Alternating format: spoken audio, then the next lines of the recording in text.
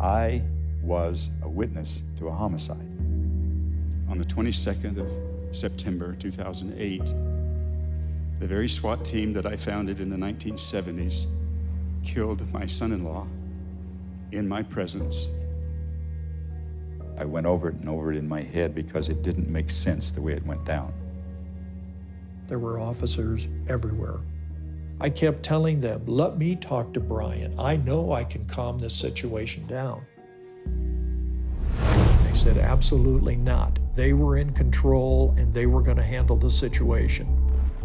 The police are creating these circumstances. They're creating the volatility. They're creating the violence. They're creating the very thin margin for error. The premise that the cops are becoming more like the military.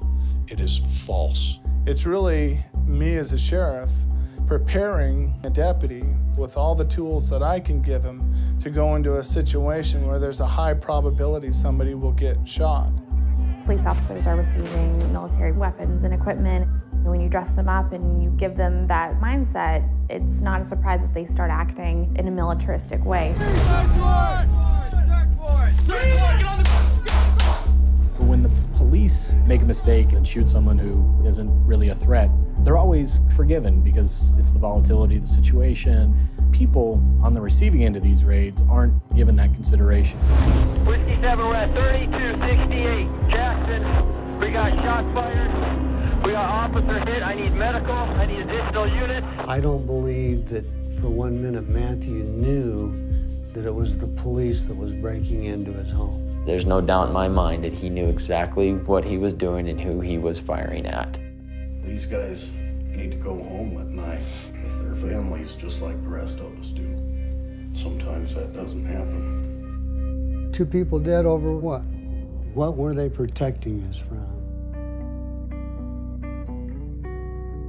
As I began to piece together the puzzle, it became an obsession into trying to find the truth.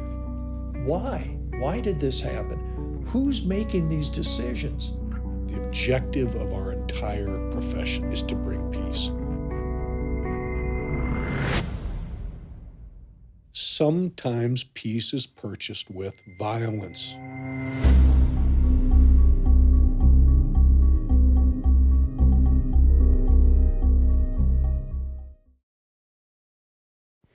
So welcome to the panel following the film Peace Officer for the festival. And I'm so happy to welcome all of you guys to this panel. I'm going to start. This is Alan Gilbert with the Vermont ACLU. Glad to be here. We have our very own police chief, Michael Fitzgerald. Thank you so much. Also glad to be here. And we have Curtis Reed, who's the executive director of the Vermont Partnership on Fairness and Diversity. Thank you. Thank you for inviting me. I know everyone's really busy. So I thought I would just do a few little questions to kind of get us warmed up and then take questions from the audience. So I just want to actually start with the police chief and just kind of get your response to the film. You know, when you're watching this is about your profession and how you responded to it. It was a very powerful film. It gave messages, I think, and raised some questions that are very legitimate and need to be addressed and answered. Thanks. And so I have a question for Curtis, which is along the similar lines. One of the things that I noticed about this film is that, when we watch the media a lot, we tend to see confrontations between police and citizens. Of late seems to be between the black community or black individuals, mostly black men. But everyone in this film was white. The victims in these films, people that were shot or had the altercation with the police. And I'm wondering, in this kind of thing, where do you take the conversation when you're not looking at it through a racial lens? Well, if we're not looking at it through a racial lens, we're looking at it through the lens of militarization of police. And it's irrespective of race, creed, color, national origin. It's about the police and much less about the individuals or communities being victimized. Okay, and what did you see in this film that you feel is like issues that you're most concerned about or think about most in this community? Well, what I think about is whether or not our community, whether or not Vermont, whether or not Vermonters are prepared to engage law enforcement in a way that speaks volumes around the peace officer aspect of it as opposed to the militarization. You know, I think that most law enforcement officers go into the profession with great intent and to serve and protect the communities. But we're not hearing or seeing the voices of community members sort of setting the agenda or establishing the ethics or the parameters around which law enforcement does its work. Okay, and I guess that's a great segue for me to ask Alan, you know, when I called you guys, I know you wanted to see the film to see what issues and if there's, you guys had something you could bring to the table with a discussion, and I wanted to know what when you saw it, like what particularly jumped to your mind that came up in this film. The film is actually about two different things I think I've come to realize. One is the militarization of police, the other is the use of force. Sometimes they're closely related, but I think in Vermont, we probably have more questions about use of force than militarization, not because there isn't militarization in the state of police. A lot of surplus equipment, Defense Department equipment has come into the state, but it's not utilized in the way that you see in the film. But use of force is a real problem in this state, as it is in most places around the country. Vermont has no one use of force policy or statute, none. Departments have their own use of force policies. Many of them are similar because they're usually model policies developed by the Vermont League of Cities and Towns. Those policies are often written from a liability standpoint, where the insurance arm of the Vermont League of Cities and Towns is trying to make sure that if a department is sued, it's not going to lose. I think many of the police shootings that we saw around the country in the last few years, probably in this state, would also have been ruled justified.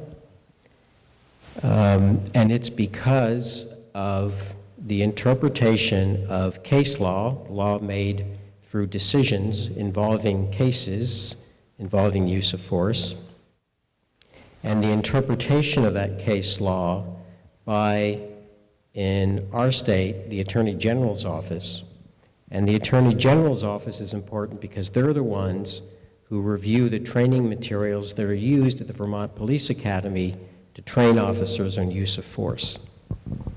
So if those policies are approved by the AG's office and the Academy teaches to those policies, that's what you get. And that's why in this state, there have been numerous shootings, killings of citizens by police. Everyone has been incredibly unfortunate. Everyone feels that the officers probably feel terrible about what happened, but they did happen. And I'm thinking of the Woody Woodward case down here. I'm thinking of the McAdam Mason case in Thetford. And in both of those cases, the shooting of those people was ruled justified. And I think if we really, I don't think better training is the answer. I think a different policy and a different approach stated in statute by the state is really what we need to try to address some of these problems in Vermont. Curtis, I noticed you were nodding a lot when he was talking.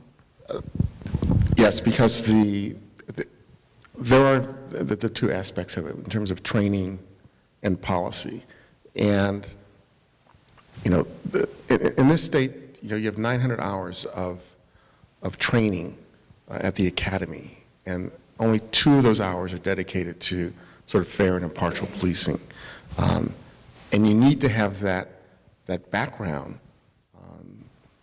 in terms of sort of engagement other than, moving to your weapon first.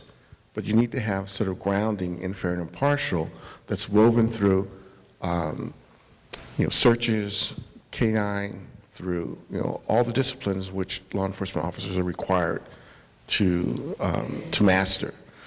And it's been over a decade, almost 2 decades, of trying to get the curriculum changed at the academy, but there are sort of opposing interests that keeps that from happening, which is where we need greater community involvement, greater citizen involvement in what is happening at the academy, so that officers who leave the academy have not only the skills but the training in the background to resolve conflict in less deadly, less lethal ways.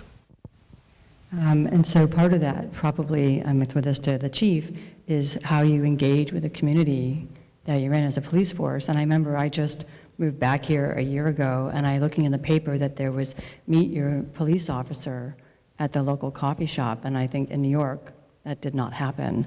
And I wondered why you started doing that, and has there been any success? Like, what has come out of that?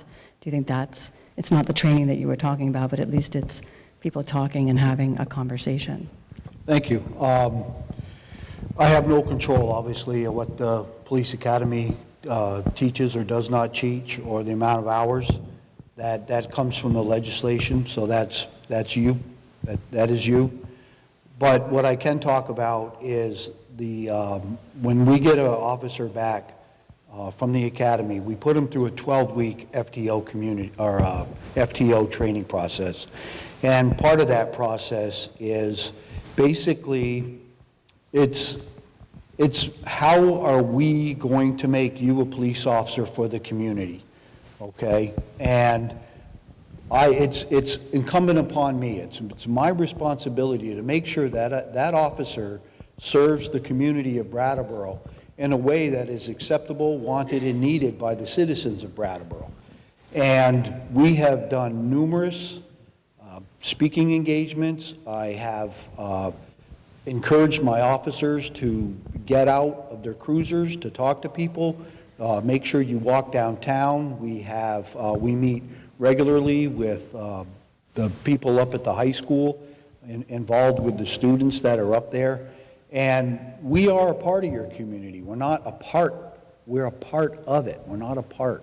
So that is basically my philosophy. And another thing that I would like to talk on, since we were talking about use of force, another big aspect of my philosophy on policing is de-escalation when we're using force. We have a mental health worker that is on staff. She's an employee of ACRS, but she works with us, and she's on call 24/7. But you'll find her in our offices Monday through Friday. Our officers are not mental health responders. I realize that, but we encounter that increasingly more and more and more.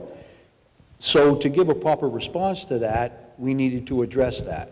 So that's one aspect that we're addressing, things of that nature. Our use of force policy emphasizes de-escalation.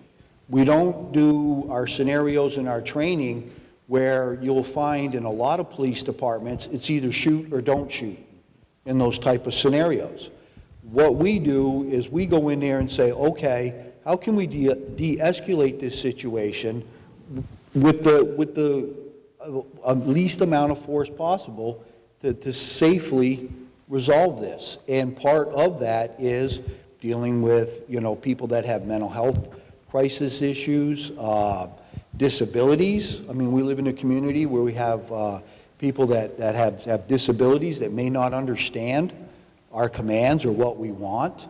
So we have to take all these into considerations and get feedback from the community, because we serve you. And the last thing, I'm sorry to monopolize, but the last thing I'd like to talk about is the mentality that we have down at the Brattleboro Police Department, and that is the mentality of warrior or guardian. And, in the past, you'll find a lot of police departments that would say they're more of the warrior type, that it is, you hear it all the time in the media, the war on drugs, the war on this, the war on that. My philosophy, vision is, we're more of a guardian. instead of a warrior. And if you think of the word warrior, you know, what immediately comes to mind? And then if you think of the word guardian, you know, what comes to mind? Guardians want the best possible outcome for the person that they're working for, okay? And that's what I want the police department, that's what I want their mindset to be when they're serving this community. Thank you. So I want to ask Alan, actually, one of the things that struck me, I would actually say that there's 3 themes of the film, was that this idea, these concepts of sort of the no-knock warrants of who can go places and, you know, sort of where there's civil rights, like where do these laws come from and how much of an impact are they having on us and what our rights are? Yeah, the ACLU did a big report a couple of years ago on the use of SWAT teams, and if I remember the statistic correctly, 60% of SWAT team use is to serve warrants, you know, that's serving a warrant it doesn't have to be a violent encounter. It might be, but it doesn't have to be. There are exceptions when you can enter a house without a warrant, and the exceptions are when there are exigent circumstances. Somebody's health, safety might be at issue inside the house and you can go in. And the other is when there's the presence of deadly force that is evident to the officers. They can go inside the house without having a warrant or even knocking. I think what's happened in a lot of the scenes that you see in the movie is things that would not have happened had there not been the kind of force available to the officers and the number of officers who were present. I mean, you really do get the sense, and you certainly got the sense in Ferguson, that there was a military occupying force. I mean, it was just impossible to not conclude that, certainly from Ferguson, because it really looked like an army that was occupying the city. And that kind of happens when you give surplus military equipment to people who have the authority given to them by the state to use deadly force. People are doing things that we as the public in some way have asked them to do. What we haven't figured out well enough is sort of what the chief was talking about, and that's how do you regulate the proper use of that deadly force. So you're trying to de-escalate, you're trying to talk, you're trying to establish relationships with people in the community so there's much more trust. It's often said that the best weapon a police officer has is trust with the public, and when that trust is gone, that weapon is gone. So I applaud any efforts here in Brattleboro to A, build that trust, and B, the fact that you've got a mental health person on staff is incredible. I mean, that's something that so many departments around Vermont don't have and need to put a high priority on. Mental health issues affect so many people now, and people with mental health problems, people with disabilities, are some of the most marginalized folks in our society, and we haven't been doing enough to learn how to help them when they're having issues and end up in an encounter with police. I think now there's increasing recognition, like there appears to be here in Brattleboro, that needs special attention. I think that's great. Right, and you know, we spend a lot of time, you know, across the state, and yeah, I'm proud to say that we're one of the best. Thank you. Okay, and I don't say that lightly. I know that. Thank you. But there's a recognition that when someone goes through the academy, that there needs to be sort of a re-education that takes place once they reach their communities. Mm-hmm. And not all chiefs sort of understand that. You sort of, you know, take the officer off the shelf and then let them loose.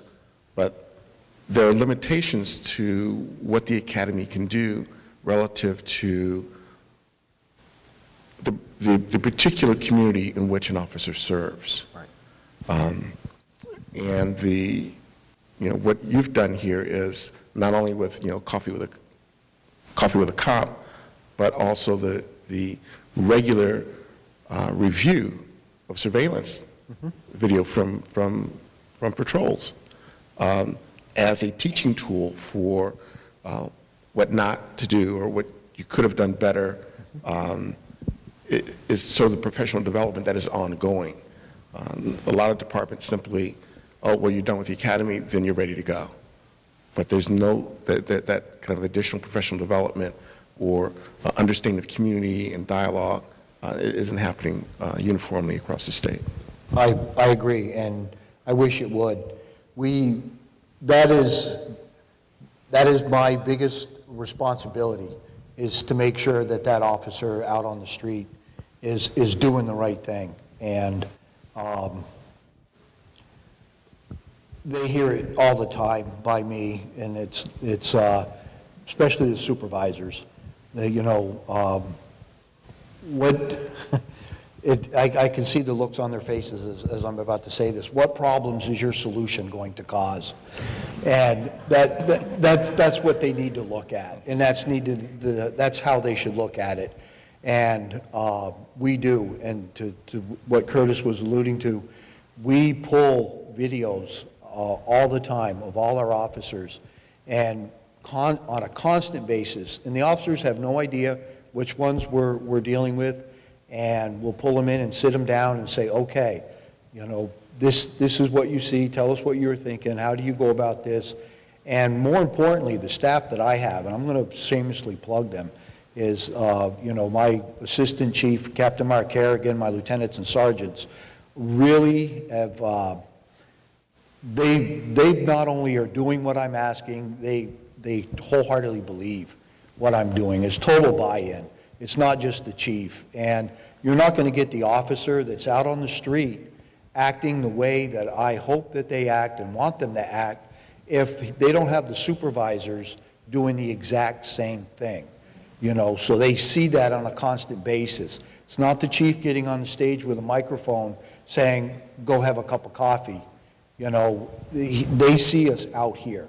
They see us at these different conferences and things of that nature, and promoting what our vision is and what our goals are. And so it just permeates right down to the newest of officers. It's almost, it's not what I want, that's the way it is. It permeates, it's a culture.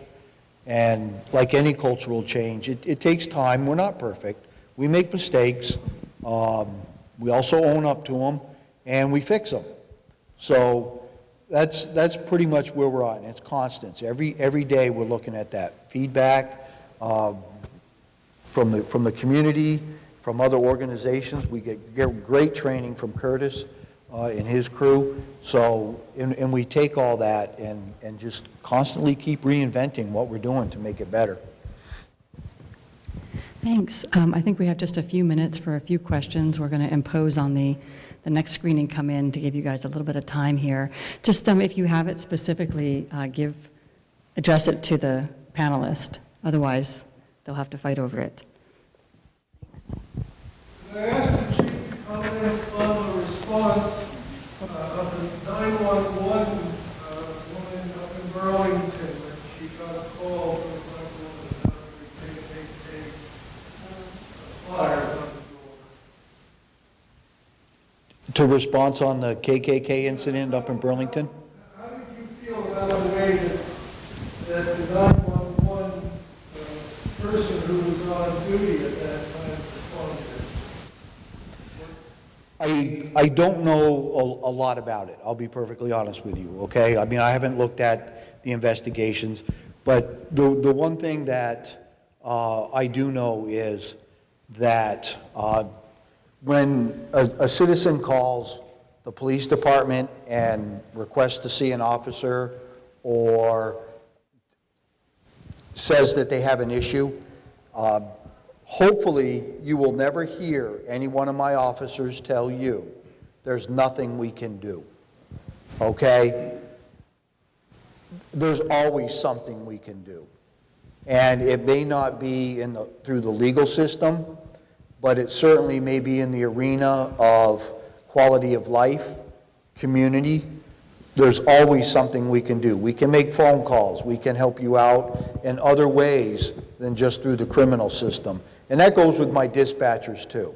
When you call, you say what the problem is, and our dispatcher's prime responsibility is to get as much information that they possibly can for the officer, so the officer has the best idea of what they're going to and the type of response needed. But certainly, employees of the Brattleboro Police Department aren't going to tell you it's a civil matter, there's nothing we can do, it's this, there's nothing we can do. Think about the individual, really what they go through before they go to the police department. I truly understand. We got our people that call 4 or 5 times a day, but we also have some people that it takes a lot to come down to the police department and walk in there and walk into a window and tell the total stranger, hey, I need help. And then have another total stranger come out and sit down with you and listen to whatever's on your mind or your concerns. And how would that person feel if you finally just confided it in him or her and they looked you in the eye and said, well, we can do, and turn around and walk away? It's not right. It absolutely is not acceptable, and it's not right. So, there's always something we can do. And I don't know if that answered your question about the dispatcher, but... Thanks. Do you have any other questions? Good evening. My name is Terry Clark. I'm the Keene City Councilor who opposed the acquisition of a Bearcat in Keene in 2012. And I have a question specifically, I guess, towards the chief. The Homeland Security Department in Washington, their $32 billion annual budget to provide military-grade equipment to police departments. I was wondering if you could give me your opinion upon that budget and whether or not it might be better spent providing psychological help and things like that to local police departments, or is there such a program? The Brattleboro Police Department does not have any amphibious vehicles, Bearcats, tanks, helicopters through the militarization program. I do think there is a need for the militarization program, and there's always a but and an asterisk. I think the community determines that need, okay? It's not like I'm going to go out and get all sorts of, military equipment. If the community is in that state, then I would hope that I would have the support of the community, and I obviously would go to the community and try to articulate that need and get your buy-in and support. And if that trust is there, you're not going to get trust in the middle of a crisis, okay? You're going to build that trust between the community and the police department over a very long period of time. And I'll be the first to admit that, the little things we do, it's like a bank account. You get deposits, and, your account grows. And minute, you drain that account. It's zero. And a lot what's going to happen there is like with the integrity or trust issues. That's going to drain the trust account in a blink of an eye. So the militarization of some police departments and of the gear that's from the military that goes to some of the police departments, I do believe there is a need. But with that need comes a great responsibility. Part of that responsibility is training. When are they going to use it? Why are they going to use it? How are they going to use it? And the community needs to be a part of that whole conversation from the beginning as to, can the money be better spent? That's out of my league.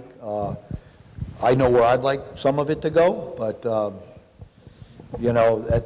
that's not my decision.